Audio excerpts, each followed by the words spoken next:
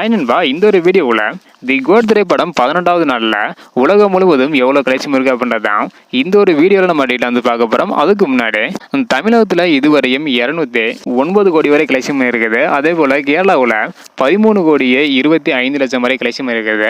So இந்த நிலையில் தற்பொழுது வேர்ல்டு வைடாக எவ்வளோ கலெக்ஷன் இருக்குது அப்படின்றத டீட்டெயில் வந்து பார்த்துடலாம். அதுக்கு முன்னாடி இன்னும் நம்ம சேனலை சப்ஸ்கிரைப் பண்ணாமல் இருந்தீங்கன்னா மறக்காம பண்ணிக்கோங்க. ஓகே நண்பா, வாங்க இன்னைக்கான வீடியோக்குள்ள போகலாம். ஓகே நண்பா, இதுவரையும் உலகம் முழுவதும் தி கோட் திரைப்படம் 452 கோடி வரை வந்து பார்த்தீங்கன்னா 11வது நாள் முடிவில் இதுவரையும் தி கோட் திரைப்படம் வந்து கலெக்ஷன் இருக்குது. இதன் பிறகு தொடர்ந்து ஒர்க் டேஸ் அப்படின்றதுனால கொஞ்சம் கம்மியான வசூல் தான் பண்ணும் என எதிர்பார்க்கப்படுகிறது. ஸோ வெயிட் பண்ணி பார்க்கலாம் வேண்டாம். அது மட்டும் இல்லாமல் நிறைய புது திரைப்படங்கள் வேற ரிலீஸ் ஆகியிருக்குது. அடுத்தடுத்து நிறைய திரைப்படங்கள் வெளியாக வெயிட்டிங்ல வரை இருக்குது. அதனால இதன் பிறகு தி கோட் திரைப்படம் அதிகம் வசூல் செய்யறதுக்கான வாய்ப்புகள் கம்மி தான். ஸோ வெயிட் பண்ணி பார்க்கலாம் வேண்டாம். ஓகே அன்பா, நீங்க சொல்லுங்க, தி கோட் திரைப்படம் இதுவரையும் உலகம் முழுவதும் 11வது நாள் முடிவில் 452 கோடி வரை கலெக்ஷன் இருக்குது. இதை பத்தி உங்களோட கருத்து என்ன?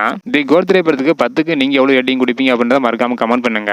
இந்த வீடியோ பார்த்தீங்கன்னா மறக்காம எல்லாருக்குமே ஷேர் பண்ணுங்க. ஓகே அன்பா, தேங்க்யூ.